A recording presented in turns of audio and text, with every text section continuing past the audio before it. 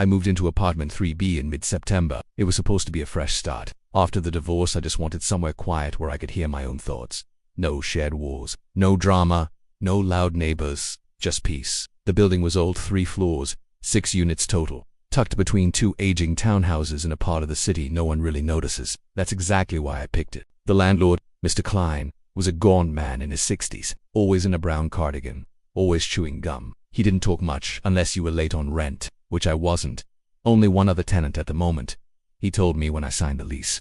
A woman in to be quiet, keeps to herself good.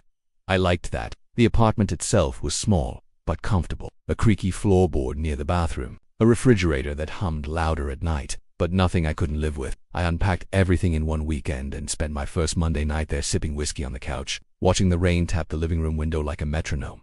Then, around 2:13 a.m. I heard the first sound. It was soft, almost polite. 3 knocks, tap tap tap on the floor beneath me. I paused the movie, waited another knock. This time louder. Tap tap tap. I thought it might be pipes, maybe the old building settling. I'd read somewhere that older wooden structures creak and groan from temperature changes. Still, I turned off the TV and stood barefoot on the hardwood, listening. Silence, then came the whisper. At first, I thought it was wind, but wind doesn't say your name. Daniel, clear as day. A woman's voice. From directly below me, I froze. My name echoed in my skull like a gunshot in an empty room. Daniel. I grabbed my phone and opened the recorder app. Not sure why.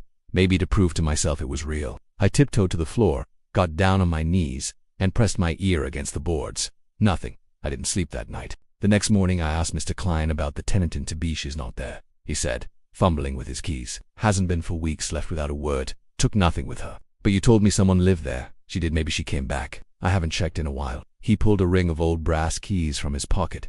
Wanna see? The stairs down to the second floor smelled like dust and damp wood. The hallway was dim. Just one flickering bulb overhead. He unlocked 𝐶𝐵, and we stepped inside. No furniture, no bed, no lights, just shadows, and on the floor near the far wall were scratches, long, deep ones, as if someone had dragged their nails across the floor in a panic. They weren't here before, he muttered. I nodded slowly. I was already regretting everything. That night, the knocks came again, this time at 1:47 a.m. And this time, they were frantic. Not 3 polite taps, but an aggressive pounding like fists slamming against the ceiling below. Then silence, then the whisper, Daniel, please, help me. My chest felt like it was being squeezed. I turned on all the lights, walked from room to room with a flashlight, sat in the bathtub fully dressed, door locked, trying to convince myself this wasn't happening. And then I heard the footsteps. Not above, not in the hallway, below the floorboards, bare feet, slow, deliberate, walking back and forth beneath me. There was nothing below me but an empty apartment. The next few days were a blur. I stayed out as much as I could, spent nights at 24-hour diners, took long walks around the city, anything to avoid going back to that place. But by Friday night I was too exhausted to keep running. I convinced myself it was stress, grief, the result of isolation and whiskey and guilt. I went back to 3B, ate half a sandwich, drank some tea, took 2 sleeping pills, and I slept for exactly 27 minutes. I woke up to the sound of my bedroom closet door creaking open. I sat up slowly. The room was pitch black. My heart pounded so hard it hurt, and then I heard that whisper again, now closer. Daniel, I see you. Something moved in the darkness, not quickly, just a shift, a suggestion of shape. I couldn't move. My body locked itself in place, like it knew what my brain didn't. The floor beneath the bed groaned. Then came another whisper. Come downstairs. I reached for my phone, dead, no light, no sound, no escape. For the first time in years, I prayed, not for peace, not for courage.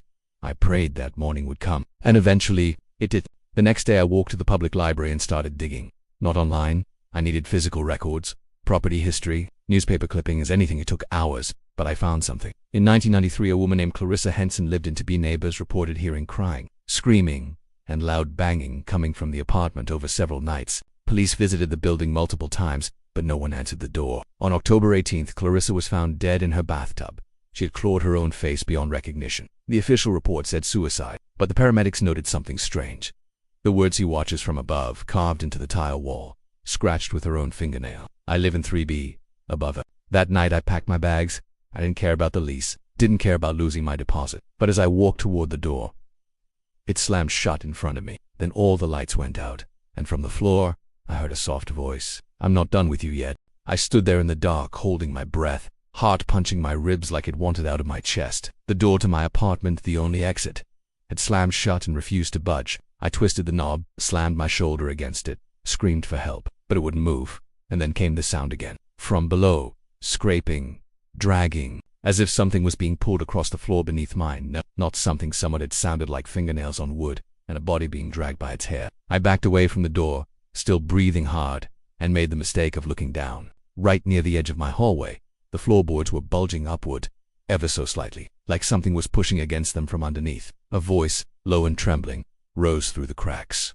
You saw the scratches, didn't you, Daniel? I stumbled backward and tripped over my suitcase. I didn't even notice my hand was bleeding from the doorknob, until I felt something lick it. I looked. Nothing there, but my hand was wet. When the lights came back, they didn't flicker on like normal. They snapped, bright, white, harsh, like the hallway of a hospital. All at once, every bulb in the apartment lit up. My living room, my kitchen, even inside the damn refrigerator, but everything felt wrong. The air was heavy, thick like humidity, but colder. My ears popped as if I'd changed altitudes. And there was this smell, like mildew and rotting flowers. Then a light in the bathroom started buzzing. It flickered, on, off, and in that flickering light, someone stood in the mirror. But I wasn't in the bathroom. I was looking from the hallway. But the reflection was moving on its own, staring right at me. I wanted to look away, to run, but I couldn't. The reflection raised its hand. Then it slammed its head into the mirror. Cracked blood bloomed across the glass like my head spun. I blinked. When I opened my eyes, the bathroom was empty again. The mirror was whole, but my nose was bleeding. I didn't sleep. I didn't move. I sat curled up on the couch with every light on until sunrise. That morning, Mr. Klein came knocking. I must have looked insane. Eyes sunken, shirt stained with blood, voice cracking. I'm leaving, I told him. I don't care what it costs. I want out. He didn't argue, didn't even look surprised. Instead, he looked at me like he'd seen this before. Clarissa tried to leave too, he said quietly. Didn't work out for her either. I stared at him. What did you just say? He looked down, rubbed the back of his neck. I shouldn't have rented that unit. I knew better, but I was desperate for the money. I stepped outside, shaking. You knew something was wrong and still let me move in. He didn't answer. I checked into a cheap motel that night across town. Filthy sheets, buzzing neon sign outside the window, but I didn't care. It was away from that place. Or so I thought. At 3:03 a.m. I woke up. My phone, which I had turned off, was on screen glowing in the dark, a voicemail. No caller ID. I hit play. The message was static at first. Then, underneath it, breathing, followed by a whisper. You left me behind. Daniel, I'm still beneath you. I threw the phone across the room. It hit the wall and shattered. I packed my things again, shaking, half crying, and drove 2 hours to my sister's house in the suburbs. I didn't tell her everything, just that something was wrong in my apartment and I needed a place to crash. She set up the guest room. I thought that would be the end of it. It wasn't. On the second night, my niece, 5 years old, walked into my room around 2 a.m., clutching her stuffed rabbit. There's a lady on the floor, she said. I sat up straight. What did you say? She's under your bed? She whispered, not scared at all. She said she likes your voice. I couldn't breathe. Did you see her? She shook her head. No. She doesn't like the light. She said not to turn on the lamp or she'll go back to the walls. I turned on the lamp. Of course, there was nothing there. But that didn't stop me from tearing the bed apart, moving the furniture, checking every floorboard.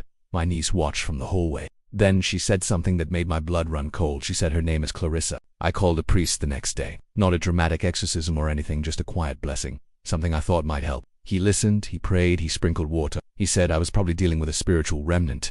Not a demon, but something that had soaked into the bones of that building. The trauma has left a stain, he said. And some stains don't wash out. But then he paused. Unless what? I asked. He hesitated. Unless you go back. I didn't want to. Every part of me screamed to stay away. But the calls didn't stop. The whispers didn't stop. Even at my sister's, I heard the floor creak beneath my bed.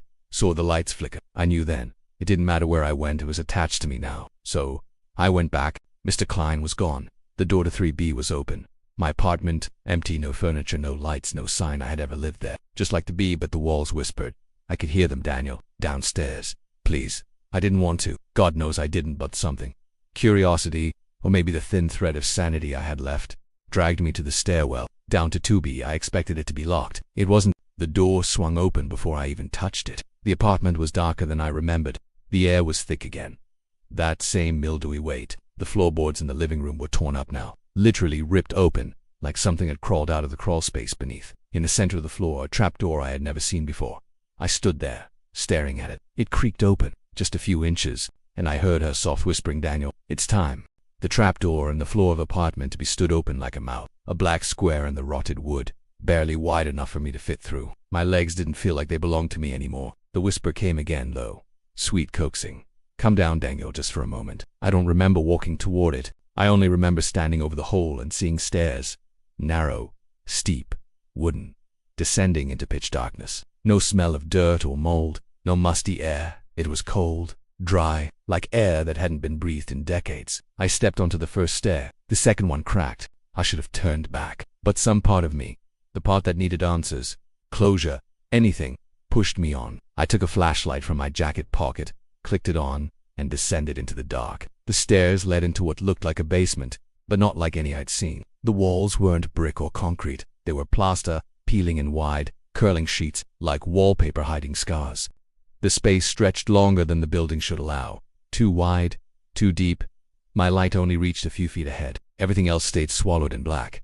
And then I saw her at the far edge of the beam, just standing there, head tilted, a woman in a pale dress, barefoot, with long, stringy hair clinging to her face. I whispered. She nodded, slowly. Her face was blurred by shadow, but I could see she was crying. They made me stay, she said. They never let me leave. I took a step closer. Who made you? She raised her hand and pointed behind me. I turned. The flashlight flickered, and in that strobe of light, I saw them, dozens of people, standing silently against the walls, eyes wide, faces pale, mouths open but soundless. Some were half-rotted, others looked fresh. They didn't move until the light went out. Total blackness. I swung the flashlight, smacked it, slapped it against my palm, nothing, and then the breathing started. All around me, fast, wet, animalistic. I backed up, felt cold hands on my arms, shoulders, neck. I screamed and swung wildly. I felt something give, a jaw, a cheek. I don't know. The light came back on with a snap, and the room was empty. Except Clarissa was now right in front of me. Daniel, she said, you have to bury it. Bury what? I asked, my voice barely a whisper. She looked down at the ground, and I saw it. In the center of the floor, a square of dirt, freshly dug, about the size of a coffin, and beside it a mirror, not hanging on a wall, standing up, facing me. But my reflection was wrong. It didn't move like me, didn't breathe when I did, and its eyes were black. Clarissa stepped into the light again. That's what they buried, she whispered. Not a body, a self, a reflection, an echo. I felt lightheaded, my vision blurred. The mirror pulsed once, like a heartbeat. Then again, then the thing inside it smiled. Up the stairs, back into 2 bites. The door slammed behind me as soon as I crossed the threshold. And then I noticed something new, something worse. The apartment was no longer empty. It was furnished with my things, my couch, my rug, my books, as if I had never left. Except on the wall opposite the door hung a mirror, that same one, and in it my reflection was still in the basement. I ran to the hallway, yanked open the front door, and bolted down the stairs to the building's entrance. But it wasn't the lobby anymore. It was a hallway, long, endless, lit by a single swinging bulb. At the far end, another mirror. I ran, or tried to, but the floor turned to water, thick, heavy. I couldn't lift my legs, and the closer I got, the farther the mirror drifted away. Behind me I could hear Clarissa screaming. Not words, just grief, agony. I turned. She was crawling out of the wall, arms trembling, eyes wide and dead. She wasn't trying to hurt me, she was trying to escape. But something behind her dragged her back. Invisible hands, ropes made of shadow. I reached for her, but she shook her head. Don't end like me, she said.